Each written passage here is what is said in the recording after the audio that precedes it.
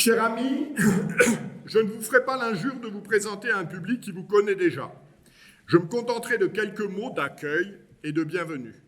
Après avoir exalté les racines et l'âme de la France dans des biographies qui nous ont fait renouer avec l'histoire que bâtirent nos pères, nos aïeux, les biographies de Charette, de Saint-Louis, de Sainte-Jeanne d'Arc, de Clovis, vous nous livrez, avec la valse de l'adieu, un roman puissant qui nous mène du bocage vendéen aux arpents enneigés de l'immensité de la toundra russe. Vous confortez ici un immense talent de merveilleux conteur et vous révélez, ce que certains ignoraient peut-être, un don particulier de mélomane et de musicologue averti. Votre roman historique est aussi une œuvre de fidélité. J'y ai reconnu des accents dignes des manants du roi de la Varande. Il fait revivre avec émotion l'âme catholique et royale de la Vendée. Nous vous laissons donc nous bercer au son de la valse de l'adieu. Merci.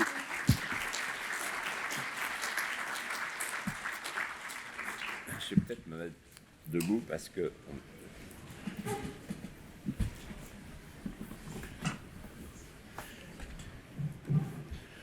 Je me mets debout. Voilà. On peut pousser un peu le son, là? Allô, allô? Ah. Non, je suis obligé de bouger le micro. Je me mets debout pour mieux vous dominer. C'est une vieille technique. Voilà, je vais vous raconter une histoire. Et puis peut-être à la fin, si on a le temps, j'en tirerai la leçon. D'abord, je suis très heureux d'être ici avec vous, même si on a changé d'endroit. Très heureux de rejoindre mon ami Jean-Pierre et de vous revoir les uns et les autres, lecteurs virtuels ou lecteurs fidèles, puisque c'était un plaisir pour moi d'écrire, pour pouvoir venir vous voir. En fait. Oh, c'est gentil. Je suis le seul auteur qui écrit uniquement pour être la Renaissance catholique. Bravo. Et en fait, ce que j'ai écrit, la valse de l'adieu, je le portais en moi depuis ma plus tendre enfance. Et ça fait 40 ans que je pensais que j'écrirais un jour cette histoire. L'histoire est la suivante. Quand nous étions petits, ma sœur aînée, hélas disparue, Bibiane, et mes frères, nous demandions à nos parents, souvent, c'est une tradition, d'aller voir le mont symbolique de la Vendée, qui s'appelle le mont des Alouettes. Le mont des Alouettes, c'est notre Everest à nous, 252 mètres. Et pour aller au mont des Alouettes, on s'arrêtait aux 4 chemins de Loire, qui était un carrefour célèbre, parce que c'est là que s'est déroulée une bataille célèbre, où Charette, le général vendéen Charette, a infligé sa première grande défaite à un général qu'on appelle en Vendée venimeux, qui s'appelait Vimeux. Mais c'est pas ça qui nous intéressait. C'est qu'à chaque fois, mon père ou ma mère, au volant de la 2 chevaux, nous disait, les enfants, la berline, elle s'est arrêtée là. Et on s'arrêtait à l'endroit de la berline pour revivre l'événement. Quel événement? De la berline est descendu le 8 août 1808 l'empereur Napoléon. Et toute la population de la Vendée était là. Les Blancs, les Bleus. Les Bleus qui triomphaient, parce que les Bleus avaient reçu de nouveaux appanages. Les Bleus avaient bénéficié des biens nationaux. Et les Blancs, cherchant à oublier la souffrance, venaient quémander une parole attendue pour la réconciliation. Napoléon avait promis de venir un jour en Vendée. Et il avait eu une sorte de pressentiment de cette guerre atroce, ou plutôt de cette extermination, commandée par le pouvoir politique. Et il avait refusé de venir se battre contre la Vendée, contrairement à Hoche, Travot, Kléber et les autres. Et donc, il arrive d'Espagne, où ça se passe mal pour lui, pour la première fois. Il est inquiet, il dort à Fontenay, le comte, qui s'appelle Fontenay-le-Peuple. Et ensuite, il prend la route des 4 chemins de Loire pour aller à Napoléon-Vendée, c'est-à-dire sa nouvelle capitale, la ville qu'on appelle aujourd'hui La Roche-sur-Yon. Il s'arrête aux 4 chemins de Loire. Et à chaque fois, notre père, notre mère nous racontent la même histoire qui nous fait vibrer. L'empereur a demandé qu'on lui présentât un échantillon des deux côtés, des bœufs, des blancs, des héros si possible, qui ont bien mérité de leur patrie respective.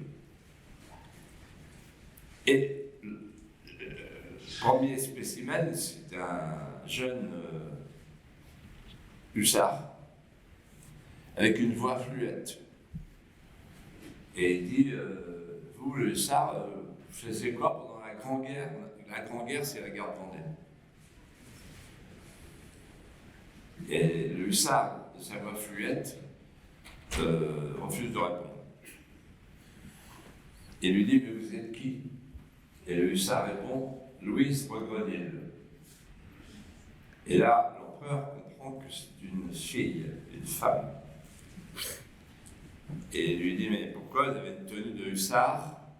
Monsieur l'empereur, je l'ai emprunté. L'empereur comprend que emprunter, ça veut dire qu'elle a tué un hussard. Elle a des yeux de feu. Elle n'est pas du tout impressionnée.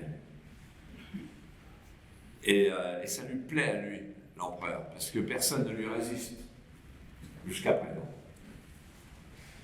Et il dit, vous faisiez quoi pendant la Grande Guerre? Et on regarde l'empereur, il lui dit, monsieur l'empereur, j'étais blanche. Alors derrière, il y a tous les maires, les conseillers généraux, toutes les élites bourgeoises, les notaires, tous ceux qui ont des enseignes toutes neuves avec de la vigne vierge qui est une sorte de parodie du vieux lierre des châteaux. Et tout le monde est choqué. On dirait, elle a osé quand même. C'est la première, on l'accueille, l'empereur, on a cette chance inouïe. Et surtout, les maires disent, il est là avec sa cassette. Moi, j'ai une gouttière à réparer. Tous un problème à résoudre. Et donc, on sait que l'empereur a la cassette généreuse, la cassette impériale. Et donc, quelle impertinence. Et en fait, l'empereur sourit. Mais il fait attention pour que personne ne voit son sourire, même pas le préfet qui l'accompagne. Et il passe au suivant. Le suivant, c'est un bleu, qui dit « Moi, j'étais bleu ». L'empereur passe sans s'intéresser au bleu. Et le suivant, il a une écharpe. Et il dit « Vous êtes le maire ?»« Oui. »« Sire. C'est une de vos administrés ?»« Non, c'est ma sœur. »« Et vous faisiez quoi pendant la Grande Guerre ?» Et le maire hésite, balbutie. On sent qu'il calcule. L'empereur dit « Répondez-moi, vous faisiez quoi pendant la Grande Guerre ?»« Sire, j'étais neutre. » Et l'empereur le foudroie. « Vous étiez neutre. Vous n'étiez qu'un Jean Foutre. » Il s'appelle Jean Regrenil. Il va garder son prénom, il va perdre son nom. toute la commune de Sainte-Florence-de-Loire, toutes les élites de Vendée, qui ont entendu le dialogue, vont désormais affubler Jean Rogronil d'un nouveau titre, d'un nouveau sobriquet, d'un nouvel état civil, le Jean Foutre. C'est l'empereur qui l'a dit. Et comme en Vendée comme ailleurs, on est dans la phase où tout le monde est bonapartiste, on enchaîne les victoires. Au service, c'est pas si loin. Tout va bien. Et bientôt, la Russie, c'est fini. C'est la prochaine conquête. Donc tout le monde veut se mettre bien avec le préfet, et encore mieux avec l'empereur, et avec Joséphine qui est là, à côté. Tout va bien. Et en fait, le Jean Foutre, il comprend, parce qu'il est intelligent, que tout est fini pour lui, que sa vie est finie. Pourquoi? Parce qu'il a cette tâche d'infamie qui va promener partout. Or, il est maire. Les maires sont nommés à l'époque. Nommés par le préfet Le Faucheux. Et il est maire et il est luthier, il est ménestrier, plus exactement. Il est ménestrier buissonnier. Et là commence pour lui l'errance, une errance incroyable. Il va tout perdre. Alors d'abord, il a son atelier, son magasin, à Montaigu. Comment il est devenu ménestrier? Tout simplement parce que quand il était enfant, l'instituteur a expliqué à son papa il va s'affaignanter parce qu'il est paresseux, mais c'est un surdoué. Il est le seul enfant que je connaisse qui parle aux oiseaux et qui dialogue avec eux, avec les mésanges et les chardonnerets, le mozartissime. Et il explique en des mots qui sont ceux de l'époque que cet enfant a l'oreille absolue. L'oreille absolue, ça veut dire que quand Jean-Pierre Maugendre entend un son, le Jean Foutre en entend 50. Vous voyez la différence? Bon. L'oreille absolue, ça veut dire qu'il entend comme un oiseau.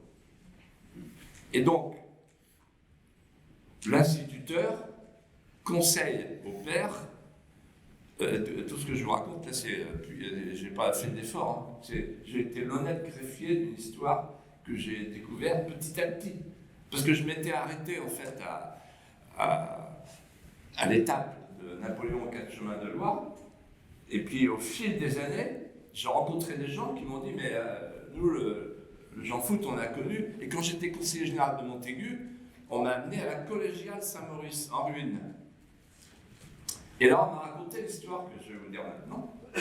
C'est que l'instituteur a conseillé au papa d'envoyer son fils à la psalette de la collégiale Saint-Maurice. Là, il a appris le plein chant, il a appris la liturgie avec le chanoine Gualando. Et quelque chose le frappait, c'est que tous les matins, il passait avec ses amis, les autres enfants de la psalette, sous un porche, où il y avait 3 couronnes. La première couronne était facile à comprendre, c'était les vieillards de l'Apocalypse. La deuxième couronne, c'était des musiciens, des danseurs, avec un cocatrice couvé par un crapaud, donc la danse du diable et la danse des anges. Donc le chanoine expliquait la deuxième couronne, et il disait à la troisième couronne, personne, depuis le Moyen-Âge, n'a pu trouver l'explication. Et lui, le petit Jean Rogronil, qui a 10 ans, ça le frappe, et à plusieurs reprises, il dit la troisième couronne, et la troisième couronne. Et le chanoine répond toujours, on n'a pas de réponse. On ne sait pas. Et alors, la troisième couronne, en fait, il y a des oiseaux virtuoses. C'est une couronne d'oiseaux virtuoses. Et on ne sait pas ce que sont ces oiseaux, on ne les reconnaît pas. Peut-être à cause de l'usure de la pierre, du granit. Et on reconnaît encore moins les instruments. On ne comprend rien aux instruments. Et Jean Regrenil va mettre à profit tous ses congés et ses dimanches après-midi pour aller dans la forêt de Grala, pour essayer de comprendre la troisième couronne. Et alors là, il y a une chose extraordinaire qui se passe. C'est qu'il va comprendre la troisième couronne. Il va découvrir les bois interdits. L'acacia, dont on fait un alboca. L'acacia, la couronne d'épines. Le peuplier tremble, dont on fait un subier, l'oiseau avec un subier. Le peuplier tremble, c'est le peuplier qui a tremblé et qui tremble à jamais depuis que le rideau du temple s'est déchiré. Il va découvrir le bois d'Hosanna, le bois des rameaux. Il va découvrir également le roseau, avec lequel on fait les flutiaux. Le roseau, c'est le sceptre de dérision porté par le Christ pendant sa passion. Bref, il découvre ce qu'on appelle les bois interdits. Pourquoi les bois interdits? Parce que c'est avec du sureau, c'est à un bois de sureau que s'est pendu Judas.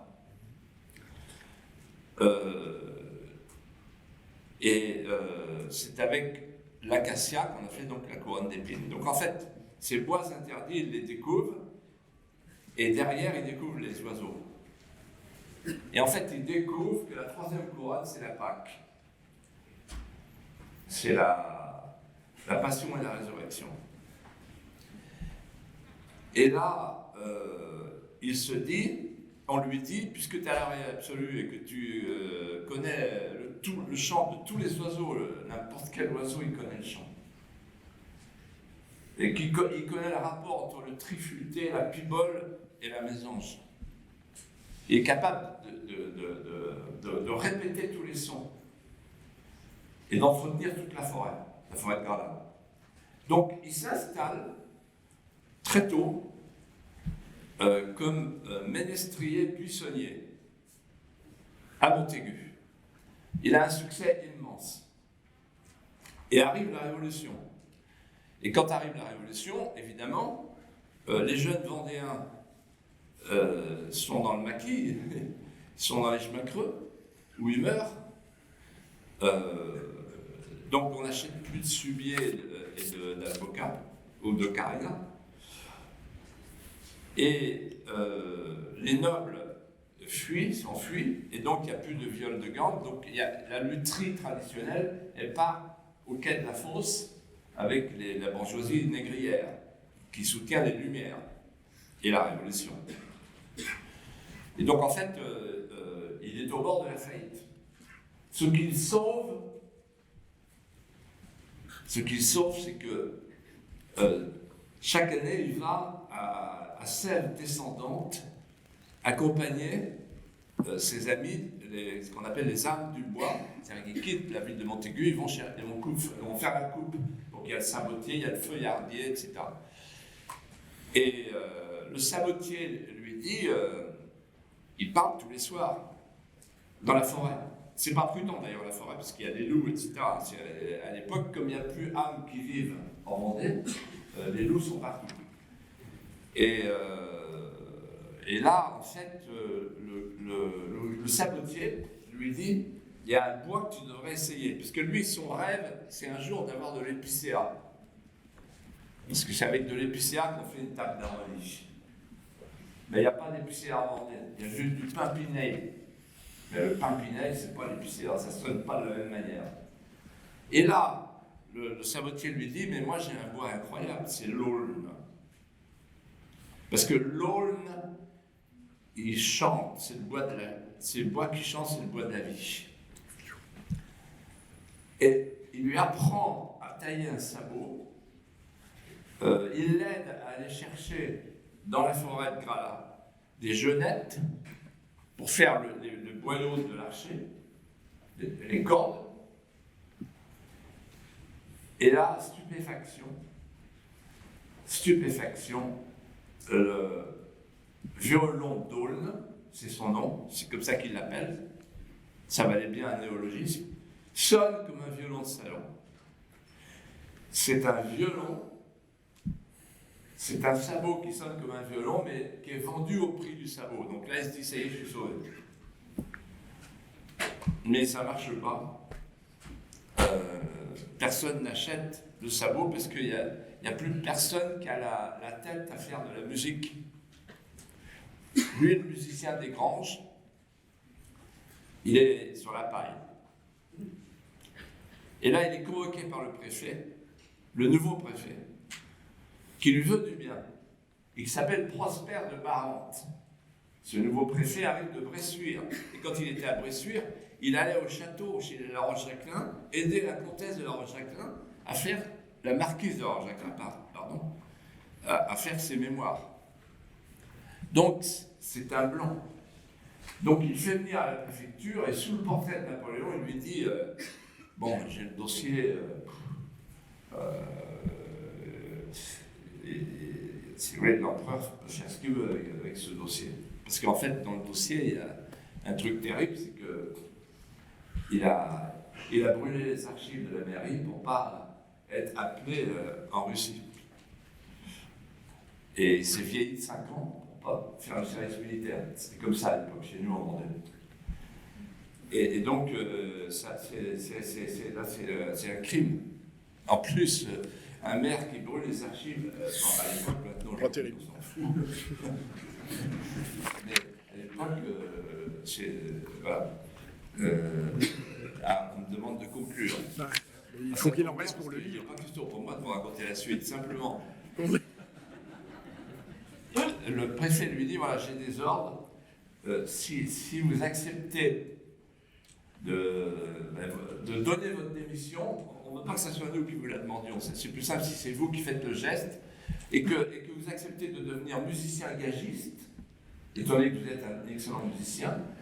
On vous fournit un tambour, vous allez à la caserne de Napoléon, là, Napoléon Vendée, et puis vous partirez en Russie et après tout est effacé. Et là, en fait, il y a 20 ans, je continue à travailler grâce à des archives familiales. Et puis des vieilles familles vendéennes, paysannes, bourgeoises, aristocratiques, qui me disent, ben nous on a un élément. Et je continue à le repérer incroyable, la campagne de Russie, etc. Et le retour, et la suite est incroyable.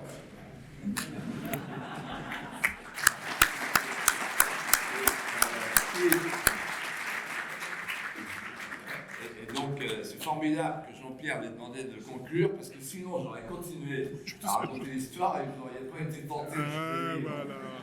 Mais simplement, ce que je voudrais vous dire pour les jeunes qui sont là, c'est quand même une chose très importante, puisque vous pouvez vous dire quel est l'intérêt de raconter cette histoire. Oula!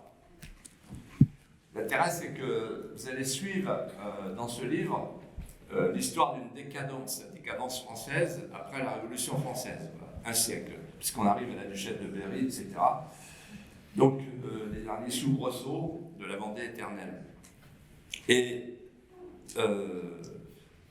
qu'est-ce qu'on comprend en fait? On comprend que... Alors, je vais peut-être choquer certaines âmes sensibles, mais ça fait rien. Tant mieux. On comprend que en fait, Ernest Lavis, l'historien républicain en 1870, il a réuni des historiens républicains et il leur a dit, voilà, en catimini, bon voilà, on est foutus. Parce qu'en réalité, après la défaite de Sedan, on est obligé de constater que la France n'a plus de fédérateur. Il n'y a plus de Saint-Crème. Donc, il n'y a plus de légitimité, il n'y a plus la sacralité d'incarnation. Il n'y a plus le fédérateur qui soit capable de célébrer l'unité de la nation. Il faut donc qu'on trouve un syncrète de substitution qui soit une mise en image allégorique qui vienne déposer dans le cœur de chaque petit Français nos tendresses enfouies. Sinon, c'est perdu. Et c'est ainsi qu'est inventé le roman national, qui va permettre l'unité dans la tranchée. Refaire des petits Français avec les hussards noirs de la République. Mais qu'est-ce qu'on fait en faisant cela? On va chercher ce qui a marché. C'est-à-dire qu'on découvre que l'évangile des droits de l'homme ne peut pas suffire à étancher la soif des mémoires en manque, des âmes appelantes et suppliantes. Il faut aller chercher chez les rois. Il faut aller chercher dans la chrétienté. Il faut aller chercher dans l'ancienne France. Voilà. Et dans cette ancienne France, on trouve la légitimité, la sacralité d'incarnation et la preuve de ce que je vous dis, et pour ceux qui seraient sceptiques, je vous la donne. Vous croyez tous, ou presque tous, que c'est l'Église catholique qui a exhumé Jeanne d'Arc. C'est faux. Ce sont les historiens républicains. C'est dire la panique. C'est-à-dire qu'en fait, c'est Lavis et Quicherat, Jules Quicherat, qui se sont dit, bon, il faut retrouver un Saint-Crème. Alors, pour commencer, il faudrait qu'on aille rechercher tous ceux qui ont touché le Saint-Crème. Ah ben, la petite bergère, là. Et Jules Quicherat, il va chercher la petite bergère, et il en fait une sainte laïque, une bergère, alors qu'elle n'est pas bergère d'ailleurs. Bon, mais peu importe. Et qu'est-ce que fait l'Église catholique? Elle suit. C'est-à-dire que Quicherat, c'est 1849, l'Église catholique, elle béatifie Jeanne en 1909, et elle la canonise en 1920. Bon, ça veut dire quoi? Ça veut dire que depuis la Révolution, ça veut dire, alors, là, il va me pardonner, mais peut-être, je vais vous dire le fond de la pensée, parce que maintenant je m'en fous. À l'âge où j'arrive, bon, je tiens encore debout, c'est pour dire des vérités, c'est pas pour dire des balivernes, je cours après rien. Bon. La Révolution française, c'est Solzhenitsyn qui m'a dit ça chez moi. Écoutez bien, elle porte dans son ADN un gène terroriste. La Révolution française, elle a tué le roi, elle a tué le père, elle a tué la famille, elle a tué le sacré. Et vous ne pouvez pas faire durer un pays, le faire survivre sans la famille, sans le père, sans l'autorité, sans le sacré. Et depuis la Révolution française, on a tout essayé. Alors avec Robespierre, etc., Michel Onfray dit ça merveilleusement dans son nouveau numéro qui va sortir sur Robespierre. Il y va carrément pour la première fois. Enfin, c'est génial, c'est un homme de gauche. Donc là, bon, eh bien, la table rase, les enfants, les jeunes, la table rase, ah oui, allez-y, faites la table rase. On a vu en mai 68, c'est à chaque fois qu'on fait la table rase. Pol Pot, il a fait la table rase, les Chinois, ils font la table rase. La table rase, ça veut dire quoi? On en finit avec les filiations. Il n'y a plus de filiation. Voilà. On commence aujourd'hui, demain. Le bonheur est une idée neuve en Europe, dit Saint-Just. La table rase, l'homme générique. Il n'y a plus de père, il n'y a plus de famille, il n'y a plus de filiation. La table rase, elle a donné la Révolution française. Aujourd'hui, on fait croire à tous les petits Français dans toutes les écoles de France que c'est là que tout a commencé. Moi, je disais le contraire. C'est là que tout a fini. C'est là que tout s'est dégradé. Et c'est pour ça que je vis et que j'écris.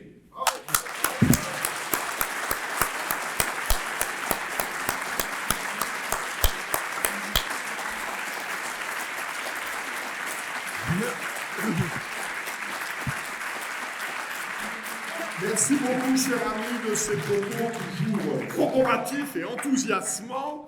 Alors, vous avez pris goût au début des aventures de Jean Rogomil.